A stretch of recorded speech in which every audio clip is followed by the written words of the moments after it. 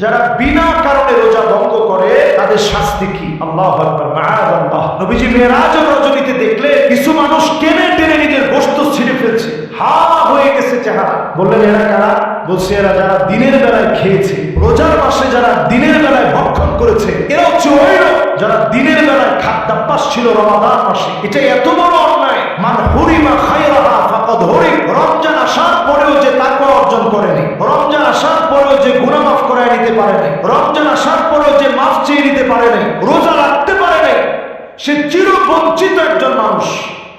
হ্যাঁ, যদি কেউ অসুস্থতার কারণে রাখতে না পারে, অথবা যদি কেউ সফরে আছে ওই অবস্থায় রাখতে না পারে, তাহলে তিনি অন্য সময়ে এই রোজাটা আদায় করে নেবেন। আল্লাহ তাআলা বড় সহজ করে দিয়েছেন। দ্বীনের প্রত্যেকটা বিষয় বড় সহজ। ইয়াসসিরু ওয়ালা তুআসসিরু, বাশশিরু ওয়ালা তুনাফফিরু। সহজ করে দাও, কঠিন করে দিও না। দ্বীনের বিষয়গুলো আল্লাহ তাআলা বড় সহজ করেছেন। আমরা তো কত খেয়ে কত ভালো করে আমরা রোজা রাখি।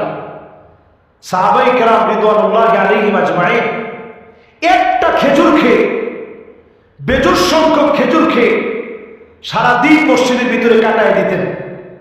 ওনাদেরকে প্রশ্ন করা হতো, এই যে একটা খেজুর খেয়ে এত কষ্ট করতেছেন, কেমনি কষ্ট করেন? সাহাবায়ে কেরাম বলতেন, নুতাহহিরু সিয়ামানা, আমরা আমাদের রোজাগুলোরে পবিত্র করতেছি। তাহলে রোজা পবিত্র করার মাধ্যম হচ্ছে আপনি কষ্ট করেন, অল্প খান। তাসাহহারু ফাইন্না ফিস সাহুরি বারাকা, অল্প সাহরি গ্রহণ করেন, এটার মধ্যে বরকত আছে। রোজা রাখার ট্রেনিং দেন। এই রমাদান আসছে গুনাহ মাফ করানোর জন্য। সুতরাং রোজার মাসে যারা রোজা রাখবে না তারা চিরবঞ্চিত, তারা আল্লাহর কাছে ক্ষমা পাবে না, তারা মাহরুম, তারা বিতাড়িত। তারা এই রমাদান মাসে শয়তান বন্দী হওয়ার পরেও নিজের ভিতরকার মানসিক চাহিদাকে কন্ট্রোল করতে পারে নাই, নিজের শয়তানি কুমন্ত্রণাকে জাগ্রত রাখতে রাখতে রমজান পর্যন্ত জাগ্রত করে রেখেছে। এই মানুষগুলো চিরবঞ্চিত। ওয়াযালিকা কুল্লু লাইলা, প্রত্যেক রাতে আল্লাহ রাব্বুল আলামিন তার গোলামদেরকে মাফ করে দেন। যে আল্লাহ প্রত্যেক রাতে গোলামদেরকে মাফ করেন, সে আল্লাহর কাছে রমজান মাসে রোজা রেখে ধরা দেন। একটা লোকও রোজা ছাড়বেন না। আমরা অনেক সময় বলি, আরে আমার বাচ্চা তো ছোট মানুষ, ও রোজা রাখবে কেমনে? যার উপরে মা উলজিমা ফিহি কুলফা, শরীয়ত যার উপরে অর্পিত হয়েছে, তাকে ছোট মনে করার কোনো সুযোগ নেই। যখন সে বালেগ হয়েছে, তার উপরে শরীয়তের কলম লেখা শুরু হয়ে গেছে, তখন থেকে সে সেটা মেনেই কাজ করতে হবে। আল্লাহ আমাদেরকে বোঝার তৌফিক দান করুন। এরপর আরো একজন ভাই প্রশ্ন করেছেন যে সিয়ামের মধ্যে মানুষের জীবনে কি কি উপকার আছে। এটা অত্যন্ত গুরুত্বপূর্ণ একটি বিষয় যে সিয়ামের ভিতরে কি কি উপকার আছে। যদি আপনি চিন্তা করেন, বর্তমান পৃথিবী যারা সবচেয়ে বেশি স্বাস্থ্য নিয়ে গবেষণা চিন্তা করে, তারা দেখেছে যে হাঙ্গার স্টে, লম্বা সময় ক্ষুধা পেটে, ক্ষুধা থেকে শরীরের ভিতরে বিভিন্ন টক্সিনগুলো থাকে। এই টক্সিনগুলোকে যদি আপনি বের করতে চান, তাহলে শরীরের লম্বা সময় না খেয়ে থাকতে হবে। এই জন্য পৃথিবীর বহু দেশে, আপনারা যত আধুনিক দেশে যাবেন, আমি এবছর দক্ষিণ কোরিয়ায় গেছি, আরো যত জায়গায় গিয়েছি, যত আধুনিক দেশ তত দেখা যায় মানুষ খাবারকে কন্ট্রোল করছে, অনেক সময় না খেয়ে আছে। এবং সমুদ্রের পাড়ে গেলে আপনারা দেখবেন মানুষ রোদের ভিতরে না খেয়ে শুয়ে আছে, শরীর থেকে বিষাক্ত বিষক্রিয়াগুলো বের করবে।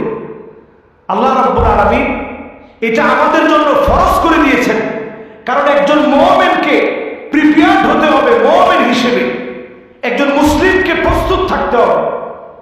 মুসলিম কখনো দুর্বল হতে পারে না, মুসলিম কখনো ভেঙে পড়বে না, মুসলিম খুব বেশি খাবে না।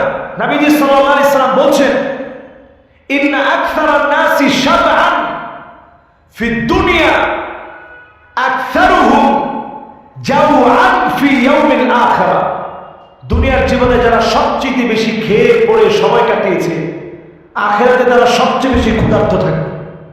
এজন্য সিয়াম মানুষকে শাহরুল মুআসা, সহকর্মিতার ট্রেনিং দেয়।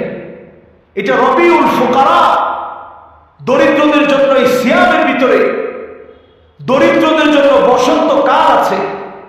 ঈদ আউলিয়া ইল্লাহ, রমাদান মানুষকে আল্লাহর ওলি বানায় দেয়।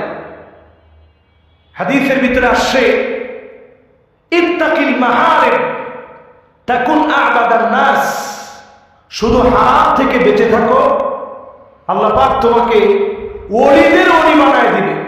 তো আমরা যদি আল্লাহর ওলি হতে চাই, এই রমজান থেকে আমরা পাথেয় নিতে পারি। এই রমাদান মাস হচ্ছে, আপনি যদি দানের ক্ষেত্রে কল্পনা করেন, 1 টাকায় 700 গুণ, এর চেয়ে বেশি সওয়াব হতে পারে। সুবহানাল্লাহ। এই মাসের উপকারের কোনো শেষ নেই। এই মাসে আপনি যা করবেন তাতে উপকার, তবে শুধু গুনাহ ছাড়তে হবে। রমজানের দাবি হচ্ছে গুনাহ ছেড়ে দেওয়া। শারীরিক সক্ষমতা থেকে শুরু করে মানসিক প্রশান্তি লাভের মাস হচ্ছে রমাদান।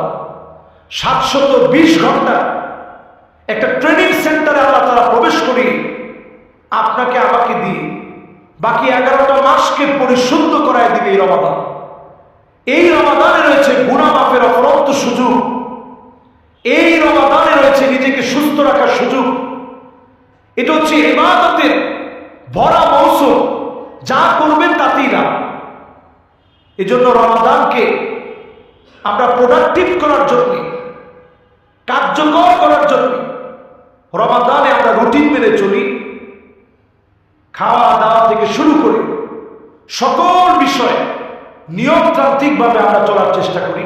আল্লাহ তাআলা আমাদেরকে তৌফিক দান করুন।